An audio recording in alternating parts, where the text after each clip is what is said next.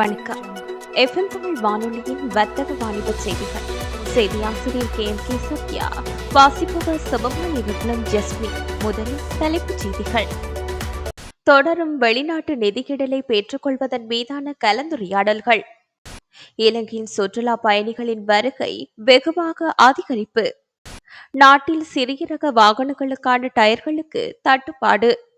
பங்குகளின் ஆண்டிய நேரடி முதலீடு வரத்து 40% உயர்வு. மத்திய அரசு கடன் பத்திரங்களை வெளியிட்டு ரூபாய் 9,100 கோடி நிதியை திரட்டிய 8 நிறுவனங்கள். தகவல் தொழில்நுட்பத்துறை விற்பனை 5.2% அதிகரிப்பு. ரூபாய் 4 இடைக்கால ஈவுத்தொகை ICICI லொம்பார்டு. அமெரிக்க டாலரின் விற்பனை விலை. நாணய மாற்று விகிதம். நாட்டின் அந்நிய செலாவணி கையிருப்பு ரூபாய் 43.84 லட்சம் கோடியாக அதிகரிப்பு. வெளிநாட்டு நிதியிடலை பெற்றுக்கொள்வதன் மீதான கலந்துரையாடல்கள் தொடர்ந்து முன்னெடுக்கப்படுவதாக இலங்கை மத்திய வங்கி அறிவித்துள்ளது. இதற்கு மேலதிகமாக அரசாங்கத்தினாலும் மத்திய வங்கியினாலும் அறிமுகப்படுத்தப்பட்ட வழிமுறைகள் மூலம் துணை அளிக்கப்பட்டு படுகடனை தோற்றுவிக்காத அதிகரித்த வெளிநாட்டு செலாவணி உட்பார்த்தல்கள் எதிர்பார்க்கப்படுகின்றன. அரசாங்கத்தின் அனைத்து படுகடன் தீர்ப்பனவுகளும் இந்த ஆண்டின் இறுதி வரையிலும் முறையாக நிறைவேற்றப்படுவதாக தெரிவிக்கப்படுகிறது. அத்துடன் எதிர்காலத்திலும் அதன் மாசற்ற படுகடன் தீர்ப்பனவு பதிவினை பேணுவதற்காக அரசாங்கம் நடவடிக்கைகளை மேற்கொள்வதாக இலங்கை மத்திய வங்கி விடுத்துள்ள அறிக்கையில் தெரிவிக்கப்பட்டுள்ளது. இலங்கைக்கு சுற்றுலா பயணிகளின் வருகை முதல் அரையாண்டில் மேலும் அதிகரிக்கும் என எதிர்பார்க்க உள்ளதாக சுற்றுலா ஏற்பாட்டாளர்கள் சங்கத்தின் தலைவர் திலக் வீரசிங்க தெரிவித்துள்ளார். கோவிட்-19 காரணமாக சுற்றுலா பயணிகளுக்கு விதிக்கப்பட்டிருந்த தடை நீக்கப்பட்டிருந்தது. இந்த நிலையில் கடந்த மாதம் சுற்றுலா பயணிகளின் வருகை வெகுவாக அதிகரித்துள்ளதாக அவர் குறிப்பிட்டுள்ளார். சர்வதேச சுற்றுலா பயணிகளுக்காக இலங்கை விமான நிலையங்கள் திறக்கப்பட்டு 5 வாரங்களுக்குள் 5,045 சர்வதேச பயணிகள் நாட்டிற்கு வருகை தந்துள்ளதாக தெரிவிக்கப்படுகின்றது. நாட்டில் டயர்களுக்கு நிலவும் தட்டுப்பாடுகளுக்கு இதுவரையில் தீர்வு கிடைக்கப்பெறவில்லை என கண்டி மாவட்ட டயர் வர்த்தகர்கள் சங்கம் தெரிவித்துள்ளது.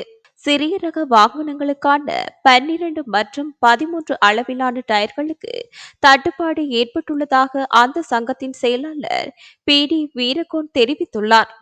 வெளிநாடுகளில் இருந்து டயர்களை இறக்குமதி செய்வதில்லை என அரசாங்கம் தீர்மானித்துள்ளது. நாட்டில் உற்பத்தி செய்யப்படுகின்ற டயர்களின் எண்ணிக்கை குறைவானதால் வாகனங்களின் எண்ணிக்கைக்கு ஏற்ப அவற்றை விநியோகிக்க முடியாதுள்ளது. மருதி கார், மருதி வேன், சிறிய ரக பாரவூர்திகள் என்பனவற்றிற்கான டயர்களுக்கு தட்டுப்பாடு நிலவுகின்றது. இந்த நிலையில் இலங்கையின் டயர்களின் உற்பத்தியை அதிகரிக்க வேண்டும் அல்லது இறக்குமதி செய்ய வேண்டும் என கண்டி மாவட்ட டயர் வர்த்தகர்கள் சங்கத்தின் செயலாளர் PD வீரகோன் தெரிவித்துள்ளார்.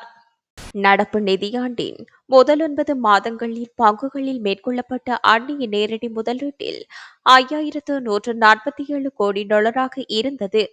இது கடந்த 2019-2020 நிதியாண்டில் இதே காலகட்டத்தில் ஈர்த்த அந்நிய நேரடி முதலீடானது 3,677 கோடி டாலராக ஒப்பிடுகையில் 40% அதிகமாகும். ஒட்டுமொத்த அளவில் நடப்பு நிதியாண்டில் ஏப்ரல்-டிசம்பர் காலத்தில் இந்திய ஈர்த்த அந்நிய நேரடி முதலீடு கடந்த ஆண்டுடன் ஒப்பிடுகையில் 5,514 கோடி டாலரிலிருந்து 22% வளர்ச்சி கண்டு 6,757 கோடி டாலரை தொட்டுள்ளது. குறிப்பாக 3வது காலாண்டில் மட்டும் அந்நிய முதலீட்டு வர்த்தகம் 37% உயர்ந்து 2,616 கோடி டாலரை தொட்டது. நடப்பு நிதியாண்டில் ஏப்ரல் முதல் ஜனவரி வரையிலான 10 மாத காலத்தில் 8 நிறுவனங்கள் தங்களது வர்த்தக நடவடிக்கைகளுக்கு தேவையான ரூபாய் 9,100 கோடி நிதியினை பங்குகளாக மாற்ற இயலாத கடன் பத்திரங்களை வெளியிட்டு திரட்டியுள்ளன. கடந்த 2019, 2020ஆம் ஆண்டு நிதியாண்டில் இதே வழிமுறைகளில் நிறுவனங்கள் திரட்டிய தொகையில் ரூபாய் 14,161 கோடியாக மிகவும் அதிகரித்து காணப்பட்டது. பொதுவாக பங்குகளாக மாற்றிக்கொள்ளக்கூடிய கடன் பத்திரங்களை காட்டிலும் இவ்வகை கடன் பத்திரங்களுக்கான வட்டி விகிதம் அதிகமாகவே இருக்கும். நடப்பு நிதியாண்டின் ஜனவரி வரையிலான காலகட்டத்தில் முத்து ஃபைனான்ஸ், சக்தி ஃபைனான்ஸ், கொசமட்டம் ஃபைனான்ஸ் மற்றும் பவர் ஃபைனான்ஸ் கார்ப்பரேஷன் ஆகிய 8 நிறுவனங்கள் கடன் பத்திரம் வெளியீட்டு மூலம் மொத்தம் ரூபாய் 9,118 கோடியை திரட்டியுள்ளன. இந்த நிதியை அந்த நிறுவனங்கள் தங்களது முதலீடான தேவைகளுக்கு கடன் நடவடிக்கைகளும் பயன்படுத்திக் கொள்ளும். கொரோனா பேரிடர் காலத்திலும் ஐடி துறையின் விற்பனை ஏற்றம் நிறைந்ததாகவே இருந்தது.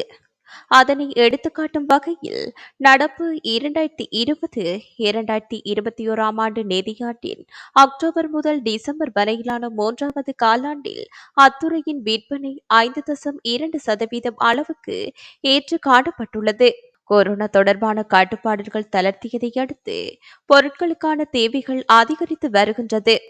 அதன் பயனாக ஐடி துறையில் சேர்ந்த 1,685 உற்பத்தி நிறுவனங்களின் விற்பனை 3வது காலணியில் 7.4% உயர்ந்துள்ளது.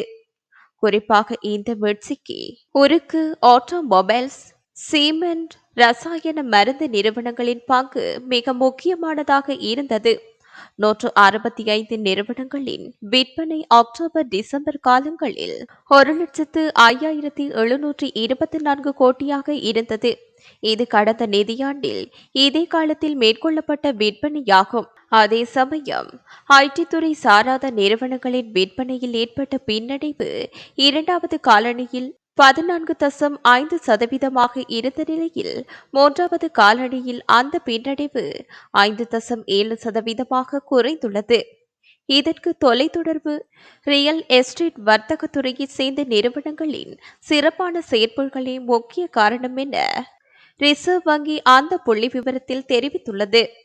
ஐசிஐசிஐ லோம்பார்ட் ஜெனரல் இன்சூரன்ஸ் நடப்பு நிதியாண்டின் 2வது முறையாக ரூபாய் 4 இடைக்கால ஈவுத்தொகையை வழங்குவதற்கு அதன் இயக்குநர் குழு ஒப்புதல் தெரிவித்துள்ளது.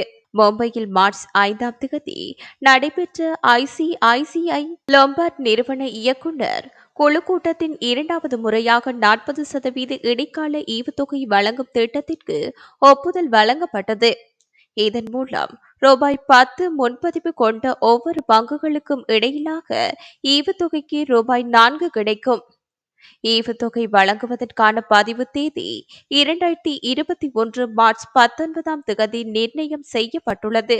ஏப்ரல் 4ஆம் தேதிக்கு முன்னதாகவே முதலீட்டாளர்களுக்கு இந்த இடைக்கால ஈவுத்தொகை வழங்கப்படும் என ஐசிஐசிஐ லோம்பார்ட் தெரிவித்துள்ளது. 2020 டிசம்பர் 31ஆம் தேதியுடன் முடிவடைந்த காலாண்டில் ஐசிஐசிஐ லோம்பார்ட் ரூபாய் 314 கோடி நிகரில் லாபத்தை பெற்று 6.6% வளர்ச்சியை பதிவு செய்தது. இன்று மத்திய வங்கி வெளியிட்டுள்ள நாணய மாற்று விகிதங்களின் அடிப்படையில் அமெரிக்க டாலரின் கொள்வனவு விலை 192.9051 ரூபாயாக பதிவாகி உள்ளமை குறிப்பிடத்தக்கது. அமெரிக்க டாலரின் விற்பனை விலை ரூபாய் 201.4974 ஆக பதிவாகி இருந்தமை குறிப்பிடத்தக்கது. மாற்று விகிதங்கள்: வாங்கும் வீதம், விற்பனை வீதம்.